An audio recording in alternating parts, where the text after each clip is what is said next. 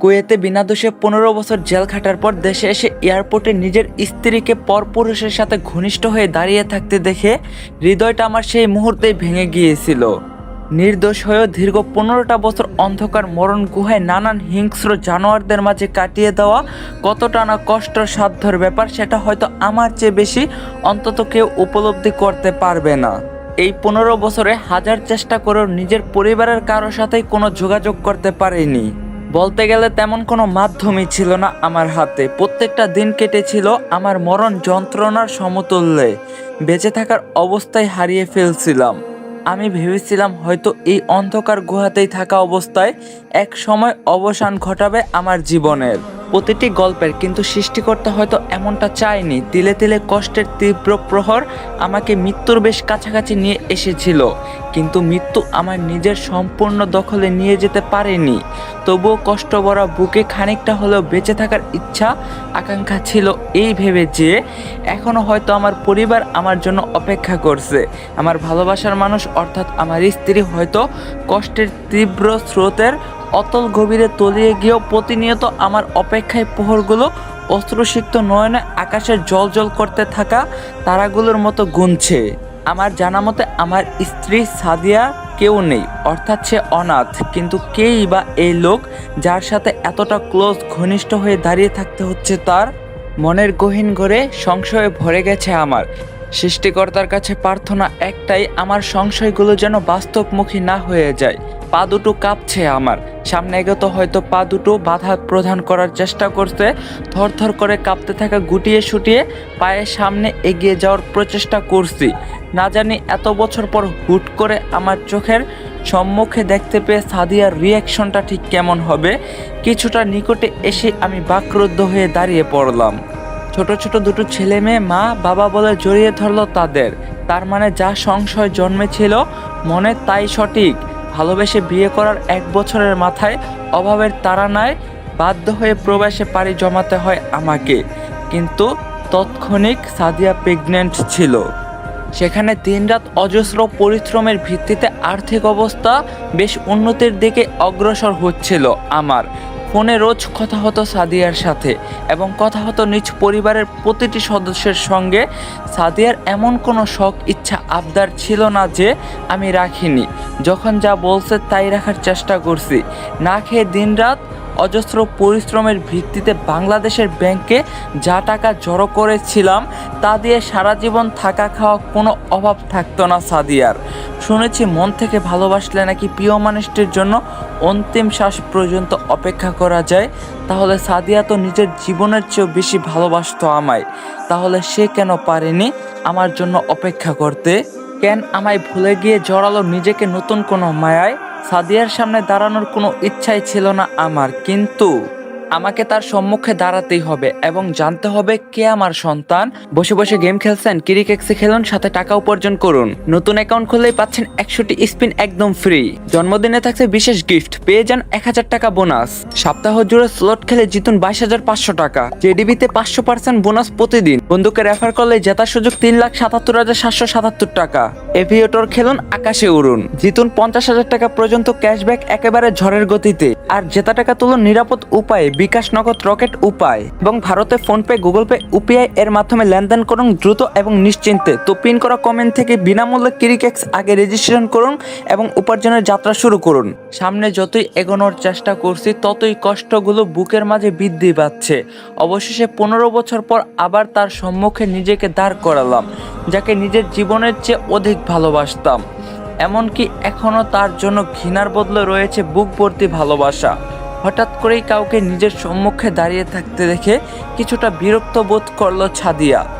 কিন্তু পরক্ষণে আবার যখন সাদিয়ার চোখের দৃষ্টি আমার উপর এসে পড়ে তখন সাদিয়া বেশ থমকে যায়। সাদিয়া হয়তো এই মুহূর্তে ভাবতেই পারছে না আমি ইউসুফ স্বয়ং তার সামনে দাঁড়িয়ে আছি। ইউসুফ তুমি? হ্যাঁ আমি। কেন চমকে গেলে এত বছর পর আমাকে নিজের সামনে এভাবে এই অবস্থায় দেখতে পেয়ে? তখন সাদিয়া বলল, কিন্তু এত বছর তুমি কোথায় ছিলে, কিভাবে ছিলে? কোথায় কোথায় না খোঁজ নিয়েছিলাম আমি, কিন্তু কারো কাছেই ছিল না তোমার খোঁজ। তোমার জন্য কতই রাত নির্ঘুমে চোখের অশ্রুতে কাটিয়েছি আমি। তখন ইউসুফ বলল, হাস্যকর, দেখে বুঝতেই পারছি তো তোমার পাশে দাঁড়িয়ে থাকা লোকটি কে? নিশ্চয়ই তোমার বর্তমান স্বামী। আমার কথার উত্তরে সাদিয়া মাথা নিচু করে বলল, হ্যাঁ। ছি, এই ছিল আমার প্রতি তোমার ভালোবাসা? যদি আমাকে তুমি সত্যিকারের ভালোই বাসতে, তাহলে কেন অপেক্ষা না করে নতুন করে বিবাহে লিপ্ত হলে? তখন সাদিয়া বলল, তোমার জন্য আমি 5টা বছর অপেক্ষা করছি, কিন্তু তারপরেও তোমার কোনো খোঁজ না পেয়ে বাধ্য হয়ে ধরেই নিয়েছি তুমি আর নেই, ওই ভ্রমণে মরে গেছো। কিন্তু এত বছর পর তোমাকে দেখে সত্যিই আমি আজ বাকরুদ্ধ। তখন ইউসুফ বলল, আমার সন্তান কোথায়? তখন সাদিয়া বলল, তোমার বাড়িতে তোমার ভাইদের সাথে থাকে, এর বেশি আর কিছুই জানি না আমি। ছি, তার মানে ওর কোনো খবরই তুমি রাখো না? এ কেমন মা? তুমি মন থেকে ভালোবাসলে অন্তিম শ্বাস পর্যন্ত অপেক্ষা করা যায়। আর তাছাড়া তুমি পারতে আমার দেওয়া সফলকে বুকে জড়িয়ে নিয়ে অন্তিম শ্বাস অবধি যেতে, কিন্তু আমার প্রতি তোমার ভালোবাসাটা তীব্র ছিল না, গভীর ছিল না, সত্যি ছিল না। তোমার কাছে শারীরিক সুখটাই অনেক বড় হয়ে দাঁড়িয়েছিল, তাই হয়তো নতুন কারো কাছে চলে গিয়েছো, ভুলে গেছো আমায়, যে তোমাকে নিঃস্বার্থভাবে প্রকৃত ভালোবাসতো। তখন সাদিয়া বলল, শাট আপ ইউসুফ, আমি এখন অন্য কারো স্ত্রী, তুমি আমাকে এভাবে এসব বলতে পারো না। ওহ সরি, আমি তো ভুলেই গিয়েছিলাম যে তুমি আর আমার নেই, শারীরিক তৃপ্তির চাহিদায় অন্য কারো হয়ে গেছো। এতক্ষণ সাদিয়ার বর্তমান স্বামী চুপ থাকলেও এখন আর চুপ থাকতে পারেনি তিনি। আমাকে ধমক দিয়ে বললেন, ইউ ইডিয়েট, তোর সাহস কি করে হয় আমার স্ত্রীকে বাজে কথা বলার? ছোট লোক, তুই জানিস আমি কে? কয়েক মুহূর্তেই তোকে আমি টেনে হিচড়ে থানায় নিয়ে যেতে পারি। সাদিয়া তার বর্তমান স্বামীর কথাগুলোর উত্তরে আমাকে বেশ একটা ইঙ্গিত করে বলল, উফ ছাড়ো তো এসব ছোট লোকদের সাথে, অযথা কথা বাড়ালে সুইজারল্যান্ডের যাওয়ার আমাদের ফ্লাইটটাই মিস হয়ে যাবে, চলো এখান থেকে। অতএব তারা চলে গেল আর আমি সেখানেই বুক ভরা তীব্র কষ্টগুলোকে নিয়েই হাঁটু ভেঙে বসে পড়লাম। 15টা বছর চোখের অশ্রুতে কাটাতে হয়েছে আমায়, আজও সেই চোখের অশ্রুগুলোই হয়ে দাঁড়ালো আমার আগামী দিনের পথ চলার সঙ্গী। বহু বাধাকে উপেক্ষা করে নিজেকে সংযত করে বাড়ির পথে গমন আরম্ভ করলাম। 15 বছর পর নিজ বাড়ির নিকটে এসে খুব একটা অবাকে পরিণত হলাম। সত্যি বলতে আমারও নিজ ঠিকানা খুঁজতে বেশ একটা সমস্যার সৃষ্টি হয়েছিল। সেই দিনকার ছোট্ট বাড়িটা আজ কতই না বিশাল বাড়িতে পরিণত হয়েছে। কলিং বেল চাপ দেওয়ার সাথে সাথে একটা মেয়ে এসে দরজা খুলে দেয়। মেয়েটির বয়স আনুমানিক 12 থেকে 13 বয়স হবে। মেয়েটিকে সাইড করে আমি ভেতরে প্রবেশ করলে তাতে বিরক্ত হয়ে মেয়েটি বেশ চিল্লাফাল্লা শুরু করে দেয়। মেয়েটির চিৎকার চেঁচামেচিতে সবাই জড়ো হয় একসাথে এবং আমাকে এত বছর পর নিজের চোখে দেখতে পাওয়াকে যেন ভাইয়া আর ভাবি বিশ্বাস বলে কিছুই করতে পারছে না। তারা উভয় যেন এই মুহূর্তে অবাকের শীর্ষ স্থানটা লাভ করে ফেলছে। ভাইয়া সঙ্গে সঙ্গে আমায় জড়িয়ে ধরে কান্নায় ভেঙে পড়লেন আর বললেন, ভাই তুই এতটা বছর কোথায় ছিলি? কেমনে কিভাবে ছিলি? কেন সব যোগাযোগ বন্ধ করে দিয়েছিলি তুই? তোর চিন্তায় মা বাবা উভয় যেন তিলে তিলে শেষ হয়ে যাচ্ছিল। তখন আমি বললাম, মা বাবা কোথায় ভাইয়া? তাদের তো দেখতে পাচ্ছি না আমি। আমার কথার উত্তরে ভাইয়া গম্ভীর কণ্ঠে বলল, দুর্ঘটনায় বাবা মারা যাওয়ার কয়েক বছর পর মাও এই ভ্রমণ ত্যাগ করে অন্য ভ্রমণে চলে যায়। এখন আমাকে বল, এত বছর আমাদের সাথে সব যোগাযোগ বিচ্ছিন্ন করে কোথায় ছিলি তুই? তারপর আমি কান্নায় ভেঙে শুধু এতটুকুই ভাইয়াকে বললাম, মিথ্যা এক অভিযোগের শিকার হয়ে 15 বছর জেলের মতো এক অন্ধকার ঘরে কাটিয়ে দিতে হয়েছিল আমায়। এর বেশি আর কিছুই বললাম না ভাইয়াকে, কারণ আমি চাইনি সেই কথাগুলো আবার মনে করে নিজের কষ্ট, যন্ত্রণা, বেদনাকে আবার সমৃদ্ধ ও দ্বিগুণ করতে। যদিও বা ভাইয়া আর কোনো প্রশ্ন করেনি আমায়, কিন্তু ভাবি যেন কোনো ক্রমেই প্রশ্ন করা থামাচ্ছে না।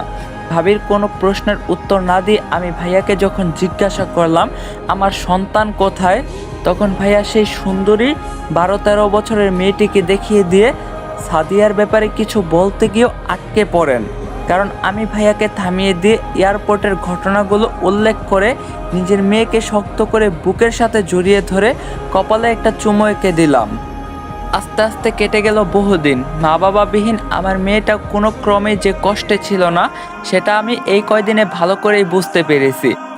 কারণ আমার মেয়ে সারাক্ষণ ভাবির সাথে থাকে এবং রাত হলে ভাইয়া আর ভাবিদের সাথেই ঘুমায়। ভাইয়া আর ভাবির কোনো সন্তান না থাকায় তারা আমার মেয়েটিকে নিজের সন্তানের মতোই আদর স্নেহ মমতা দিয়ে আগলে রেখেছিলেন। নিজের মেয়ের দিকে তাকালেই যেন আমার সব কষ্টগুলো নিমেষেই উধাও হয়ে যায়। দেখতে একদম ওর মায়ের মতোই হয়েছে। তারপর কেটে গেল 3 মাস। এই 3 মাসে নিজের নিষ্পাপ সন্তানকে দেখে সব কষ্ট প্রায় ভুলেই গিয়েছিলাম। তার সুরালো কণ্ঠে বাবা ডাকটা শুনলে আমার অন্তরটা যেন জুড়িয়ে যায়। এখনো আমি বেকার হয়ে বাড়িতে বসে আছি, কিন্তু এতে কোনো আক্ষেপ বলতে কিছুই ভাইয়া বা ভাবি উভয়ে নেই। আমার মেয়ের রিহির স্কুল ছুটি হয়েছে প্রায় বেশ খানিক সময় আগে, কিন্তু এখনও রিহি বাড়িতে ফিরছে না। তাই চিন্তিত ও বেকুল হয়ে মেয়েকে খুঁজতে গিয়ে মেয়ের নৃশংস লাশের সন্ধান পাওয়াটা একটা বাবার কাছে কতটা যন্ত্রণাদায়ক সেটা তারাই খুব ভালো করে উপলব্ধি করতে পারবে যারা এমন পরিস্থিতির শিকার। পোস্ট মর্ডানের পর রিপোর্ট স্পষ্ট বড় বড় করে লেখা ছিল, আমার নিষ্পাপ ছোট্ট মেয়েটিকে হাত মুখ বেঁধে কিছু সময় পরপর টানা 5 ঘন্টা ধর্ষণ করা হয়েছিল। অতিরিক্ত রক্তক্ষরণে মৃত্যু আমার মেয়েকে উঠিয়ে নিয়ে চলে যায় অন্তঃভুবনে। রিপোর্ট হাতে নিয়ে ঠাস করে বসে পড়লাম আমি, আর চোখ বন্ধ করে মনে মনে সৃষ্টিকর্তার উদ্দেশ্যে একটা কথাই বললাম, আমার সাথেই কেন বারবার এমন হয়। গাইস, নিউ গল্পের পার্ট 1 কেমন লাগছে অবভিয়াসলি জানাবেন। আর এই গল্পটা আমি কন্টিনিউ করতে চাই, তাই আপনারা উড়াদোড়া সাপোর্ট করবেন। ভিডিওতে লাইক কমেন্ট শেয়ার অ্যান্ড চ্যানেলে নতুন না থাকলে সাবস্ক্রাইব করবেন। তো দেখা হবে পার্ট 2তে। সবাই ভালো থাকেন, সুস্থ থাকেন, আল্লাহ হাফেজ।